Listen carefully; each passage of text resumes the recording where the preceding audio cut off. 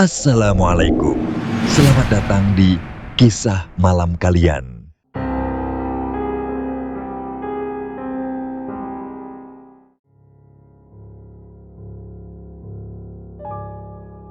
Selamat malam kawan semua. Malam ini saya punya sebuah cerita mistis yang menarik banget. Cerita ini datang dari seseorang, sebut saja namanya Riana. Ia menceritakan kisah tentang seorang tukang batagor bernama Mang Didin yang punya lapak di Bandung. Mang Didin dikenal ramah dan rajin bekerja, lapaknya pun selalu ramai pembeli. Tapi di balik kehidupan sederhananya, ternyata ada hal kelam yang gak banyak orang tahu. Penasaran seperti apa kisahnya? Mari kita dengarkan cerita tentang Mang Didin ini.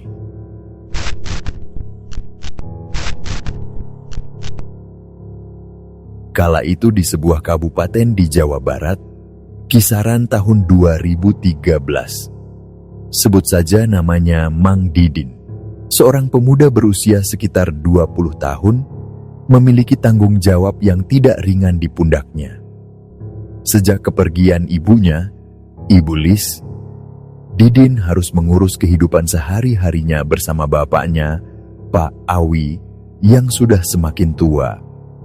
Pak Awi seringkali batuk-batuk dan sakit-sakitan. Tanda-tanda usia senja yang mulai menggerogoti kesehatannya. Sebagai anak tertua, Didin tak hanya bertanggung jawab mengurus 4 adiknya, 2 laki-laki dan 2 perempuan, tetapi juga membantu bapaknya untuk mencari nafkah dan membeli obat. Didin melakukan pekerjaan sederhana seperti menggembala kambing dan mencari rumput setiap hari, memastikan bahwa keluarganya tetap bisa bertahan meski dengan kondisi ekonomi yang pas-pasan. Kehidupan yang ia jalani terasa monoton dan penuh perjuangan. Namun, di dalam hatinya, Didin merasa ada keinginan besar untuk merubah nasib. Setiap minggu, ia sering termenung, membayangkan kehidupan yang berbeda dari yang selama ini ia jalani. Ia melihat teman-teman sebayanya yang sudah merantau ke kota-kota besar seperti Bandung, Yogyakarta, Jakarta, Surabaya, bahkan Bali, pulang membawa cerita kesuksesan dan kehidupan yang lebih baik. Ia bertanya-tanya, mengapa dirinya tidak bisa seperti mereka? Baginya, tidak ada perbedaan besar antara dirinya dan mereka. Mereka makan nasi, saya juga makan nasi, pikir Didin. Semangat dan keyakinan bahwa ia juga bisa sukses mulai tumbuh, meskipun jalan yang harus ditempuh terasa begitu panjang dan penuh risiko. Hingga akhirnya, ia memutuskan untuk menyampaikan niat itu kepada bapaknya. Didin mendekati Pak Awi suatu malam, mengutarakan keinginannya untuk merantau ke Bandung. Dengan suara penuh harap, ia menjelaskan bahwa niatnya bukanlah meninggalkan keluarga, melainkan mencari peluang untuk memperbaiki hidup. Ia ingin membantu kehidupan bapaknya dan adik-adiknya. Meski ia hanya menamatkan pendidikan hingga SMP, dan itu pun tidak selesai, Didin merasa bahwa dengan merantau, ia memiliki kesempatan untuk mengubah nasib. Maklumlah Pak, karena keadaan ekonomi kita seperti ini, ujarnya dengan nada berat, mencoba meyakinkan bahwa ia melakukannya demi kebaikan bersama. Pak Awi mendengarkan dengan seksama. Meski usianya sudah tua dan kesehatannya mulai menurun, ia memahami keinginan anaknya yang ingin memperbaiki kehidupan. Setelah merenung sejenak, Pak Awi memberikan restunya. Ia berkata bahwa ia akan selalu mendoakan kesuksesan Didin dan meminta agar Didin tidak terlalu memikirkan keadaan di rumah. Dengan bijak, Pak Awi berjanji bahwa ia akan berusaha sebisa mungkin mengurus adik-adik Didin. Pesan Bapak, tetap ibadah yang benar dan jujur. Itu saja kuncinya, ujarnya, menutup percakapan dengan harapan agar Didin tetap berada di jalan yang benar dimanapun ia berada. Didin merasa sedikit lega setelah mendengar dukungan bapaknya. Keesokan harinya, ia mulai menyiapkan perbekalannya dengan sederhana. Ia hanya membawa 5 setel pakaian selain yang ia kenakan, sepasang sandal jepit yang sudah usang, dan celana yang mulai bolong di beberapa bagian. Dengan perlengkapan seadanya dan semangat yang membara, Didin berangkat menuju Bandung, kota yang ia sebut sebagai Paris van Java, kota penuh kehidupan dan peluang. Baginya, Bandung adalah tempat di mana ia bisa menemukan peluang untuk memperbaiki nasibnya. Ia memotivasi dirinya sendiri dengan keyakinan kuat, mengulang dalam hatinya bahwa ia pasti bisa meraih kesuksesan. Setibanya di Bandung, Didin merasa terpesona oleh hiruk-pikuk dan keramaian kota besar. Suasana yang jauh berbeda dari desanya ini membuatnya semakin yakin bahwa keputusannya untuk hijrah adalah langkah yang tepat.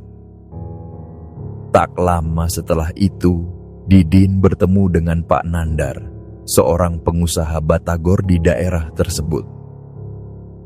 Didin dengan sopan dan rendah hati menyampaikan niatnya untuk bekerja, berharap Pak Nandar mau memberinya kesempatan. Beruntung bagi Didin, Pak Nandar melihat ketulusan di matanya dan menerimanya sebagai karyawan. Didin bersyukur karena ia tidak hanya mendapat pekerjaan, tetapi juga tempat tinggal di ruko, tempat Pak Nandar berjualan. Fasilitas ini membuat Didin bisa berhemat, tanpa perlu menyewa kamar kos di luar. Didin bekerja keras setiap hari, mulai dari pagi hingga malam. Dengan tanggung jawab besar, ia berusaha memberikan yang terbaik dalam pekerjaannya. Ia dikenal sebagai pekerja yang disiplin, rajin, dan jujur. Didin selalu menjaga kebersihan dan tak pernah membantah perintah Pak Nandar. Apapun tugas yang diberikan, ia jalankan tanpa mengeluh. Kesungguhan Didin dalam bekerja membuatnya semakin dihargai oleh Pak Nandar. Seiring berjalannya waktu, 1 tahun berlalu, kemudian 2 tahun. Didin terus bekerja dengan tekun di bawah bimbingan Pak Nandar. Keuletan dan kedisiplinan Didin dalam bekerja tidak luput dari perhatian Pak Nandar. Ia melihat bahwa Didin bukan hanya pekerja keras, tetapi juga seseorang yang jujur dan bertanggung jawab. Kepribadian Didin yang selalu ramah dan sopan membuat Pak Nandar berpikir, "Anak ini baik sekali, mudah-mudahan bisa berjodoh dengan anak saya, Rima." Gagasan itu semakin kuat di pikirannya seiring waktu, melihat bagaimana Didin yang begitu setia dan tulus bekerja di usaha batagornya. Suatu hari Pak Nandar akhirnya memutuskan untuk berbicara langsung dengan Didin mengenai pemikiran tersebut. Dengan nada penuh harapan, ia menyampaikan tawarannya kepada Didin, menawarkan agar Didin menikah dengan putrinya, Rima. Didin yang mendengar tawaran itu terkejut, tak menyangka akan mendapat kesempatan seperti itu. Baginya, Pak Nandar adalah sosok yang dihormati dan terpandang di lingkungan mereka, sementara ia hanya seorang pekerja biasa. Didin merasa tidak percaya diri dan ragu apakah ia pantas menikahi anak seorang juragan seperti Pak Nandar. Ia berpikir bahwa jurang sosial antara mereka terlalu lebar dan akan menjadi bahan pembicaraan orang. Namun, Pak Nandar menenangkan Didin. Ia meyakinkan bahwa rezeki, jodoh, dan takdir sudah diatur oleh Yang Maha Kuasa dan tidak ada yang perlu Didin khawatirkan. Ia menjelaskan bahwa selama 2 tahun mengamati Didin, ia sudah cukup yakin bahwa Didin adalah sosok yang baik dan bertanggung jawab. Ia menambahkan bahwa Didin juga rajin beribadah, dan baginya itu cukup menjadi alasan untuk merasa yakin bahwa Didin adalah pilihan yang tepat untuk putrinya. Didin, meski masih ragu, akhirnya menerima lamaran itu, dan beberapa waktu kemudian ia dinikahkan dengan Rima. Usianya saat itu sekitar 22 tahun. Pernikahan tersebut berjalan dengan lancar dan Didin merasa beruntung bisa menikahi Rima, seseorang yang kini menjadi pendamping hidupnya. Namun, setelah beberapa waktu, muncul perasaan gelisah di hati Didin. Ia menyadari bahwa ia tidak bisa terus bergantung pada mertuanya. Ia merasa tidak nyaman jika harus terus-menerus bergantung pada usaha mertuanya dan tinggal di bawah atap yang sama. Baginya, sebagai kepala keluarga, ia memiliki tanggung jawab untuk membangun kehidupannya sendiri, berdiri di atas kaki sendiri, dan memberikan kebahagiaan kepada istri serta anak-anaknya kelak. Ia ingin memastikan bahwa kehidupannya tidak terus-menerus berada di bawah bayang-bayang mertuanya, dan ia bertekad untuk memulai usaha mandiri. Dengan tekad yang kuat, Didin menyampaikan niatnya kepada Pak Nandar. Ia mengutarakan keinginannya untuk membangun usaha sendiri, meski ia tahu risiko yang harus dihadapinya. Ia merasa malu jika terus-menerus bergantung pada Pak Nandar dan ingin membuktikan bahwa ia bisa berdiri sendiri sebagai kepala keluarga. Pak Nandar, yang memahami tekad Didin, memberikan restunya dan mendoakan agar usaha Didin kelak berhasil seperti usaha yang telah ia rintis selama ini. Setelah mendapatkan restu dari mertuanya, Didin dan Rima mulai merintis usaha batagor kecil-kecilan. Mereka bekerja keras bersama, menyiapkan spanduk bertuliskan Batagor Mang Didin sebagai identitas usaha mereka. Meskipun usaha itu masih kecil dan sangat sederhana, Didin dan Rima merasa optimis bahwa dengan kerja keras, mereka bisa mengembangkan bisnis tersebut. Tahun pertama berlalu, namun usaha mereka tampak berjalan lambat, hampir tidak ada perkembangan yang signifikan. Meskipun mereka bekerja dari pagi hingga malam, hasil yang didapat belum mampu melebihi ekspektasi Didin. Ia merasakan usahanya seperti terjebak di tempat yang sama, tanpa adanya pertumbuhan yang berarti. Pak Nandar pernah menawarkan bantuan modal untuk memperluas usaha, namun Didin menolak. Ia memiliki prinsip untuk tidak bergantung pada mertuanya. Ia ingin semua yang ia capai adalah hasil kerja kerasnya sendiri, tanpa campur tangan orang lain. Didin merasa bahwa ia harus bertanggung jawab penuh atas usahanya, terlepas dari segala risikonya. Meskipun prinsip ini membuatnya harus berjuang lebih keras, Didin merasa bangga karena ia berdiri di atas kakinya sendiri. Tahun kedua usahanya berlalu dengan perkembangan yang tetap lambat. Meski begitu, Didin tidak menyerah. Ia terus bekerja keras, mengingat pesan dari bapaknya bahwa kejujuran dan ibadah yang tekun adalah kunci keberhasilan. Setiap hari, ia berusaha menjalankan usaha dengan jujur dan rajin berdoa agar usahanya diberikan berkah dan kemajuan. Tak hanya berusaha di siang hari, setiap malam Jumat, Didin juga selalu menyempatkan diri untuk berziarah ke beberapa makam keramat.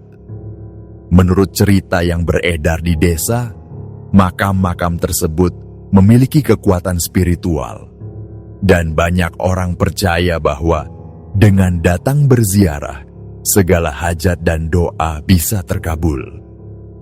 Didin tak pernah absen melakukan ziarah tersebut, terutama di malam Jumat Kliwon yang dianggap memiliki kekuatan magis. Suatu malam Jumat Kliwon, Didin merasa ada yang berbeda. Saat itu, antara sadar dan tidak, ia melihat sosok perempuan cantik yang belum pernah ia temui sebelumnya.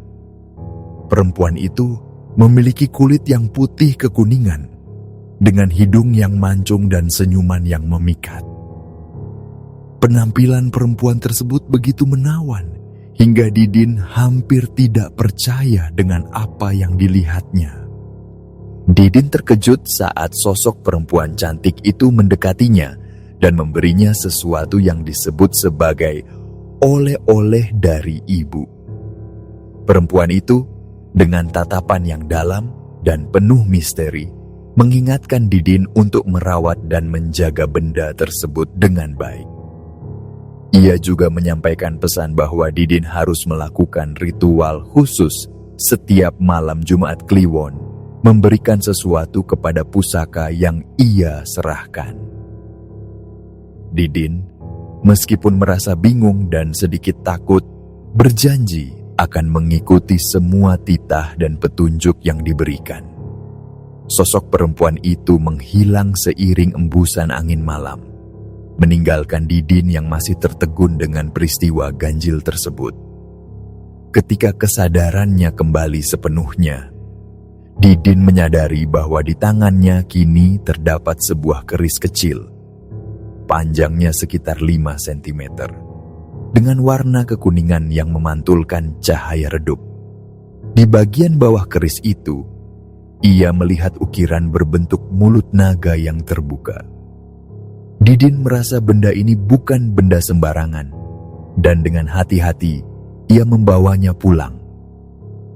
Sejak malam itu, kehidupan Didin mengalami perubahan yang tak ia duga sebelumnya.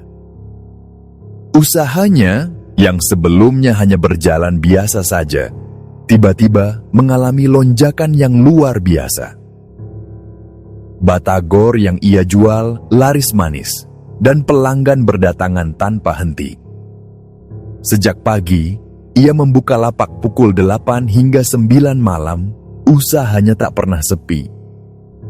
Keadaan yang begitu sibuk ini bahkan membuat Didin dan istrinya, Rima, kewalahan melayani pelanggan. Mereka akhirnya memutuskan untuk mempekerjakan beberapa pegawai untuk membantu operasional usaha. Dari yang tadinya hanya usaha kecil-kecilan, Batagor Mang Didin menjadi tempat yang selalu ramai dikunjungi orang. Setelah beberapa waktu, Didin menyadari bahwa pusaka yang ia bawa adalah naga runting, sebuah keris yang konon memiliki kekuatan mistis. Setiap malam Jumat Kliwon, sosok perempuan yang ia temui di makam keramat selalu muncul dalam mimpinya, mengingatkan Didin untuk memberikan persembahan berupa emas murni ke mulut naga di ujung keris tersebut. Didin mengikuti instruksi tersebut dengan taat. Ia tak pernah absen melakukan ritual yang diminta, dan seiring waktu, usahanya semakin berkembang pesat. Kini, pelanggan tidak hanya datang dari sekitar Bandung, tetapi juga dari kota-kota besar seperti Jakarta dan Surabaya.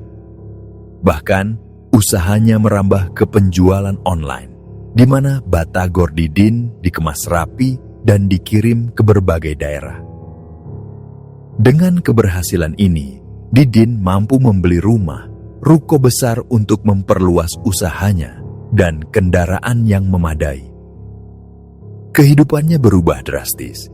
Dari seorang yang berjuang di bawah bayang-bayang mertua, kini ia menjadi pengusaha yang sukses dan mandiri. Dengan bangga, Didin menyampaikan keberhasilannya kepada bapaknya, Pak Awi, yang tinggal di kampung. Mendengar kabar baik dari Didin, Pak Awi merasa sangat bahagia. Baginya, kesuksesan Didin adalah kebahagiaan yang tak terhingga, sebab ia tahu anaknya telah berjuang keras untuk meraih semua itu. Pak Awi akhirnya memutuskan untuk datang mengunjungi usaha anaknya. Setibanya di tempat usaha Didin, ia merasa bangga sekaligus haru melihat betapa maju dan suksesnya usaha yang dirintis Didin. Namun, di tengah kebanggaannya, Pak Awi mulai merasakan keganjilan. Saat ia berdiri di dekat dapur, tempat Rima dan pegawai lainnya mengolah batagor, matanya menangkap sesuatu yang tidak biasa. Di sudut dapur, ia melihat sosok perempuan cantik. Tetapi anehnya, sosok itu perlahan berubah menjadi ular naga besar dengan sisik berkilauan. Sosok naga itu melingkar menatap Pak Awi dengan mata yang tajam dan menyimpan ancaman. Perasaan takut dan curiga menghantui Pak Awi. Setelah peristiwa itu, ia merasa perlu menyampaikan apa yang dilihatnya kepada Didin. Dengan hati-hati, ia bercerita kepada Didin tentang sosok perempuan yang berubah menjadi naga di dapur tempat usahanya. Namun, Didin hanya menganggap hal itu sebagai imajinasi bapaknya dan menenangkan Pak Awi, mengatakan bahwa mungkin saja bapaknya terlalu lelah setelah perjalanan jauh. Meskipun demikian, Pak Awi merasa ada sesuatu yang tak beres. Ia memberi pesan kepada Didin agar tetap menjaga usahanya sesuai dengan ajaran agama, tanpa melibatkan hal-hal di luar syariat. Ia mengingatkan Didin untuk tidak terpengaruh oleh jalan yang mungkin menyesatkan, apapun godaan yang datang. Didin, meski dalam hatinya merasa yakin bahwa ia masih berada di jalan yang benar, menyanggupi pesan bapaknya, memastikan bahwa ia akan berusaha dengan cara yang benar dan tidak menyalahi nilai-nilai agama yang diajarkan oleh keluarganya. Setelah beberapa hari menghabiskan waktu di tempat usaha anaknya, Pak Awi memutuskan untuk pulang kembali ke kampung. Sepanjang perjalanan, pikirannya dipenuhi oleh keanehan-keanehan yang ia saksikan di tempat usaha Didin. Sesampainya di kampung, ia mulai merasa semakin yakin bahwa apa yang ia lihat bukan sekadar halusinasi. Ternyata, bukan hanya dirinya yang sering melihat penampakan sosok perempuan cantik yang kemudian berubah menjadi naga, tetapi beberapa karyawan Didin juga mengalaminya. Para karyawan ini, yang sudah beberapa kali menyaksikan penampakan itu, sering membicarakannya di antara mereka. Sosok yang awalnya tampak mempesona tiba-tiba berubah mengerikan. Wajahnya rusak dan berubah menjadi makhluk dengan bentuk ular besar. Fenomena ini bukan lagi hal baru. Banyak karyawan yang melihat dan merasakannya. Beberapa karyawan Didin bahkan memberanikan diri untuk melaporkan hal tersebut langsung kepada Didin. Namun, Didin seringkali menanggapi dengan acuh tak acuh. Ia menyatakan bahwa mereka hanya berimajinasi atau terlalu banyak mendengar cerita mistis. Didin menegaskan agar mereka tidak perlu memikirkan hal-hal yang tidak penting dan hanya fokus bekerja. Ia mengingatkan mereka untuk selalu memberikan pelayanan terbaik kepada pelanggan dan memastikan batagor yang mereka jual tetap berkualitas. Pernyataan Didin ini seakan menutupi semua kegelisahan yang dirasakan oleh para pekerjanya. Salah satu karyawan Didin yang akrab dipanggil Ujang bertanggung jawab sebagai kasir dan kerap melayani pelanggan di bagian depan toko. Ujang yang telah bekerja lama di sana sering melihat pelanggan tetap yang membeli batagor dalam jumlah banyak. Salah satu pelanggan setianya adalah seorang pria bernama Saidi. Setiap kali Saidi datang, ia selalu memesan 10 bungkus batagor untuk dibawa ke kantornya. Namun, yang membuat Ujang bingung adalah Saidi selalu mendapat bonus tambahan dari Didin. Setiap kali Saidi memesan 10 bungkus, Didin selalu memberinya 5 bungkus tambahan secara gratis. Sesuatu yang jarang ia lakukan untuk pelanggan lain. Didin menyebutnya sebagai bonus, tetapi bagi Ujang, perlakuan istimewa ini terasa aneh. Ujang tidak terlalu mempermasalahkan hal itu, hingga suatu ketika Saidi tiba-tiba berhenti muncul di toko. Selama beberapa bulan, Ujang tidak lagi melihat Saidi, hingga akhirnya ia mendengar kabar bahwa Saidi telah meninggal. Kabar tersebut mengejutkan Ujang dan semua orang di sekitar tempat usaha Didin. Lebih mengejutkan lagi, penyebab kematian Saidi ternyata tidak wajar. Di lehernya ditemukan bekas gigitan seperti gigitan ular. Kejadian ini menjadi buah bibir di kampung, mengingat Saidi sebelumnya dikenal sebagai orang yang sehat dan tidak memiliki riwayat penyakit serius. Kejadian ini pun membuat suasana di sekitar usaha Didin semakin dipenuhi tanda tanya dan bisikan-bisikan misteri. Peristiwa itu menjadi awal dari serangkaian kejadian yang semakin menguatkan dugaan bahwa ada yang tidak beres dengan usaha Didin. Setahun setelah kematian Saidi, terjadi kecelakaan tunggal tepat di depan ruko Didin. Seorang pengendara motor jatuh dan meninggal dunia di tempat. Kematian ini menambah daftar panjang kejadian aneh yang seolah-olah selalu berhubungan dengan tempat usaha Didin.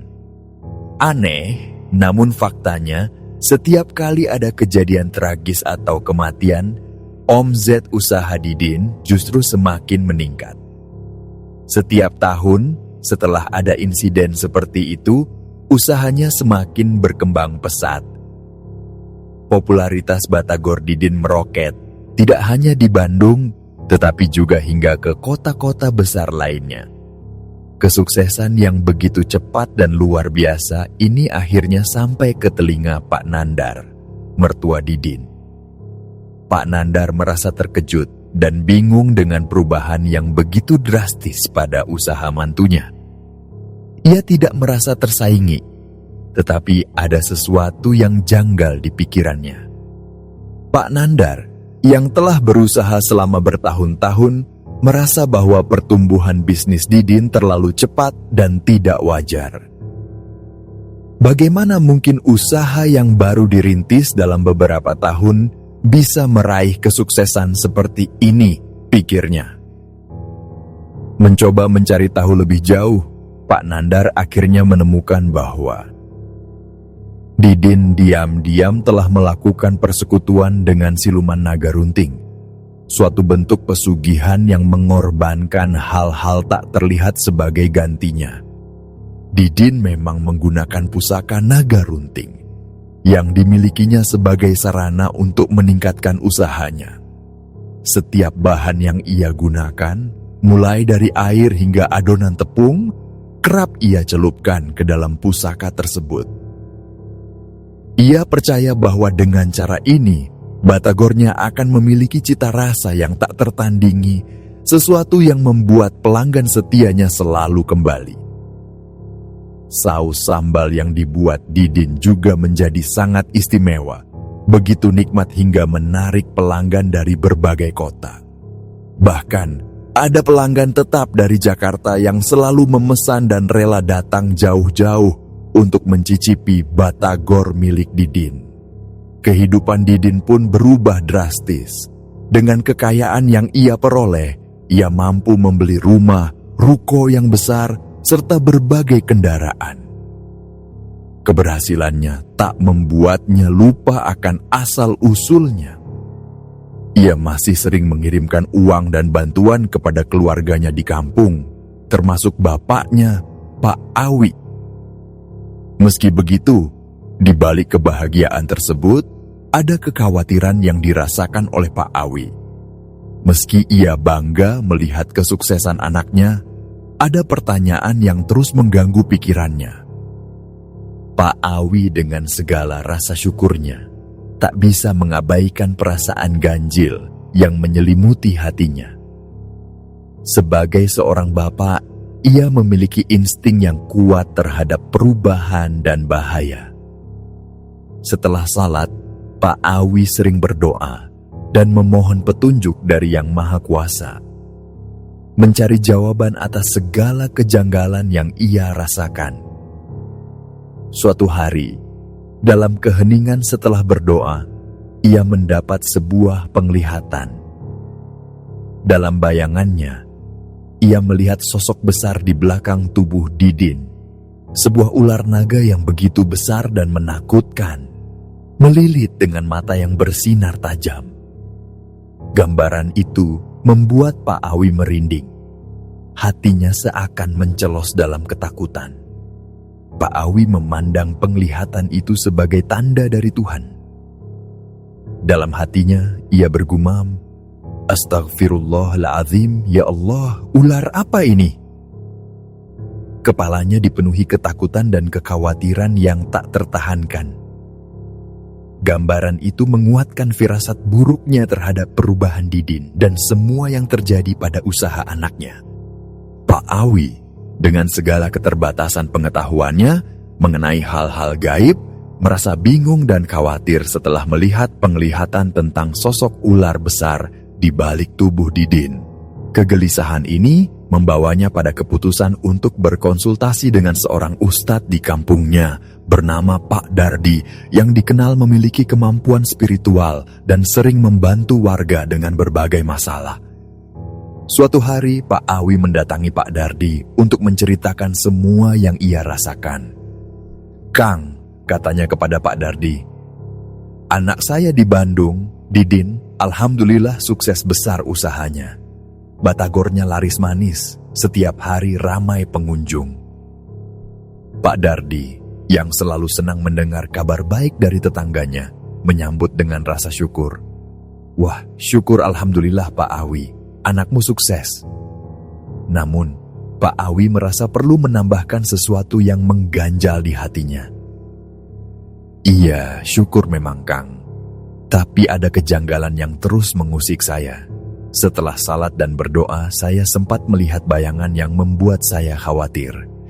Di belakang Didin, saya melihat sosok ular besar, mirip naga. Apakah ini hanya pikiran ngawur saya atau ada sesuatu yang saya tidak mengerti?" Pak Awi menatap Pak Dardi dengan penuh harap, berharap temannya bisa memberikan penjelasan. Pak Dardi yang mendengar hal ini merasa perlu melihat lebih jauh. Setelah mendengar penuturan Pak Awi, ia memutuskan untuk melakukan penerawangan, mencari tahu apa sebenarnya yang terjadi pada Didin. Setelah beberapa menit dalam hening, dengan mata terpejam, Pak Dardi akhirnya membuka mata dan menarik napas panjang. "Astaghfirullahaladzim," ucapnya pelan, penuh keterkejutan. "Bukan berarti saya ingin berprasangka buruk, Pak Awi. Tetapi dari penerawangan saya, Didin telah melakukan sesuatu yang sangat keliru. Didin tampaknya telah bersekutu dengan siluman naga, yaitu naga runting. Usahanya mungkin memang sukses, tapi caranya tidak benar. Pusaka yang ia miliki, pusaka naga runting, itu yang membawa kesuksesan, tapi dengan cara yang menyalahi agama." Pak Awi mendengar penjelasan ini dengan rasa tak percaya dan takut. "Hatiku hancur mendengar bahwa anaknya telah terlibat dalam sesuatu yang begitu kelam." "Lalu, apa yang bisa saya lakukan, Kang?" tanyanya. Suaranya bergetar karena bingung dan cemas. "Bagaimana saya bisa membantu Didin keluar dari masalah ini?" Pak Dardi dengan tenang menatap Pak Awi dan berkata, "Insya Allah, saya akan mencoba membantu dari jarak jauh. Tetapi Kang Awi juga harus doa dan usaha. Kita harus terus berjalan bersama." Seiring waktu berlalu, Pak Awi terus berkonsultasi dengan Pak Dardi. Hingga 1 bulan kemudian, Pak Awi mendapatkan kabar yang membuatnya khawatir luar biasa. Didin jatuh sakit. Tanpa menunggu lama, Pak Awi segera pergi ke Bandung. Setibanya di rumah sakit, ia mendapati Didin dalam kondisi yang sangat memprihatinkan. Anaknya terbaring lemah dengan selang oksigen di mulutnya. Wajahnya pucat dan tubuhnya tampak kehilangan kekuatan. Setiap malam, Didin kerap kali berteriak tanpa sebab. Yang jelas, memohon ampun dan pertolongan. Matanya mendelik ke segala arah, seolah-olah ia sedang disiksa oleh sesuatu yang tak kasat mata. Rima, istri Didin, merasa tak berdaya melihat suaminya yang terus-menerus berada dalam penderitaan. Sementara dokter tak bisa menemukan penyebab yang pasti atas sakit Didin. Pak Awi merasa semakin terdesak untuk mencari pertolongan. Ia kembali menghubungi Pak Dardi dan meminta agar sang ustadz datang langsung melihat kondisi Didin. Pak Dardi dengan penuh rasa tanggung jawab datang ke rumah sakit. Dan begitu ia melihat tubuh Didin, ekspresinya berubah. Dengan kepala bergeleng-geleng ia mengucapkan, "Astagfirullahalazim, ini ada sesuatu yang tidak beres." Pak Awi yang sudah merasa putus asa dengan keadaan anaknya, hanya bisa meminta bantuan Pak Dardi. "Tolong bantu anak saya, Kang," ucapnya dengan suara penuh harap.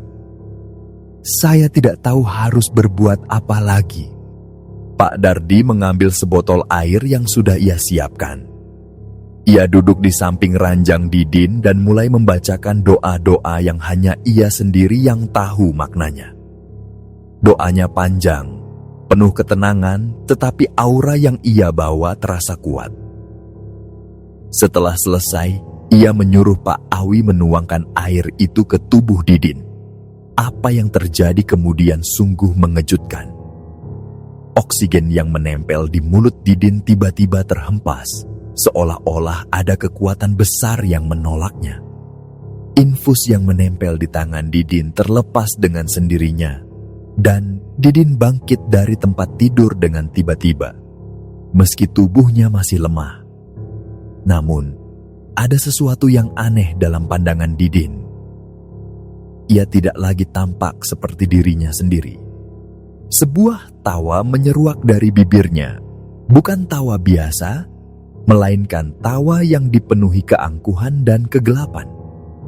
Matanya memancarkan kilatan yang berbeda dari biasanya, seolah-olah ada entitas lain yang kini menguasai tubuhnya.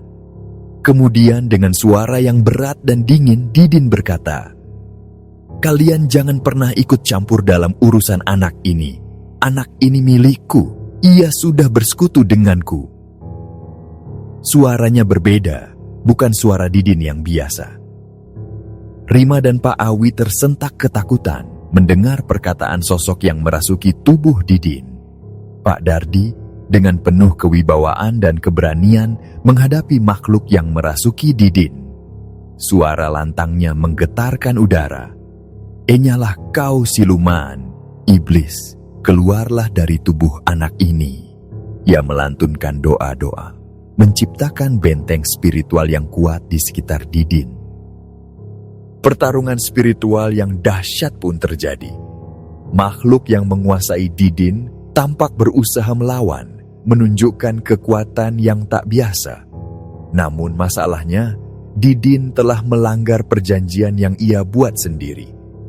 Seharusnya, setiap malam Jumat Kliwon, ia memberikan persembahan kepada pusaka naga runting. Tetapi kali ini ia lupa.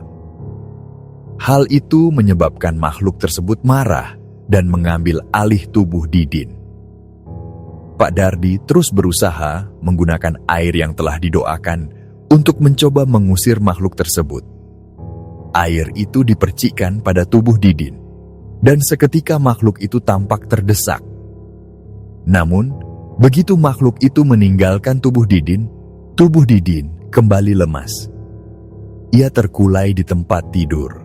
Napasnya terdengar pelan dan tak beraturan. Tanda-tanda kehidupan mulai memudar. Keanehan terjadi ketika busa keluar dari mulutnya. Lidahnya tergigit dan terjulur seperti orang yang mengalami kejang. Matanya bergulir ke kanan dan ke kiri tanpa henti, menunjukkan bahwa ia dalam kondisi kritis. Melihat keadaan itu, Pak Dardi memahami bahwa Didin sedang menghadapi sakaratul maut, saat-saat terakhir dalam hidupnya. Pak Dardi kemudian memerintahkan Pak Awi dan Rima untuk segera membaca surat Al-Fatihah di dekat telinga Didin. Ia menyarankan agar mereka terus membacanya dengan khusyuk dan penuh keikhlasan, mengirimkan doa-doa yang tulus agar Didin bisa menghadapi akhir hayatnya dengan tenang. Mereka mengikuti instruksi Pak Dardi dengan penuh harap bahwa bacaan itu akan menenangkan jiwa Didin. Dalam suasana penuh keheningan, mereka terus melantunkan ayat-ayat suci, berharap keajaiban terjadi. Sekitar 30 menit kemudian, tubuh Didin mulai melemah dan akhirnya ia menghembuskan napas terakhirnya. Wajahnya tampak tenang, tetapi duka mendalam menyelimuti ruangan itu. Pak Awi menangis terseduh-seduh, merasa hancur melihat anak yang selama ini ia banggakan harus berakhir dengan cara yang menyedihkan. Ia terisak, menyadari bahwa Didin terjebak dalam persekutuan yang di luar nalar dan membawa kehancuran bagi dirinya sendiri. Air matanya mengalir, menggambarkan rasa kehilangan yang sangat besar. Cabang-cabang usaha yang lain, termasuk yang berada di mal dan beberapa tempat strategis di kota, perlahan mulai menurun omsetnya. Pelanggan yang dulu setia satu persatu pergi. Tidak ada lagi pesanan besar atau antrean panjang seperti sebelumnya. Dalam beberapa bulan, semua cabang terpaksa ditutup. Usaha yang dulu menjadi kebanggaan Didin dan keluarganya kini hanya tinggal kenangan. Persekutuan dengan makhluk gaib yang awalnya mendatangkan keberuntungan ternyata membawa malapetaka yang tidak terhindarkan. Kehidupan Rima yang kini menjadi seorang janda tanpa anak berubah drastis. Dengan ruko yang telah hancur dan usaha yang bangkrut, ia memutuskan untuk kembali ke rumah orang tuanya, Pak Nandar. Dalam pertemuan yang penuh haru, ia menceritakan seluruh kejadian yang dialaminya selama berumah tangga dengan Didin. Pak Nandar mendengarkan dengan penuh perhatian dan kebijaksanaan.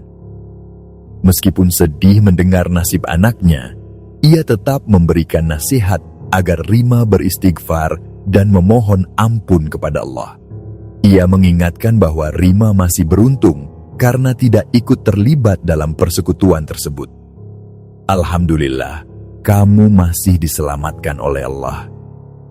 Selama kamu memohon ampun dan bertobat dengan sungguh-sungguh, pintu maaf selalu terbuka, ujarnya, berharap agar Rima bisa memulai hidup baru dengan hati yang bersih.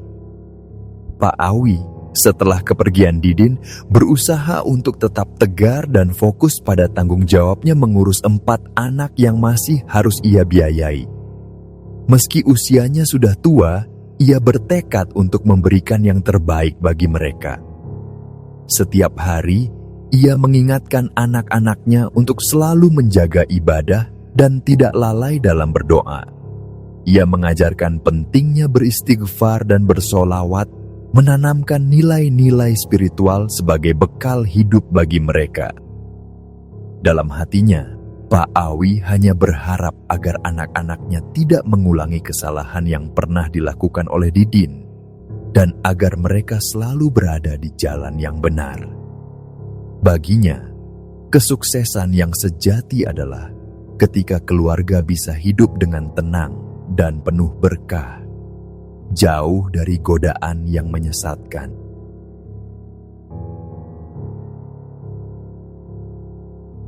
Baiklah, sekian dulu cerita kami kali ini. Kami mohon maaf jika ada kesalahan dalam perkataan dan pengucapan saat membawakan cerita. Bagaimana pendapat kalian dari cerita ini? Semoga dengan kisah ini dapat menghibur sahabat semua. Dan saya Sandi undur diri, sampai jumpa lagi di kisah kami selanjutnya.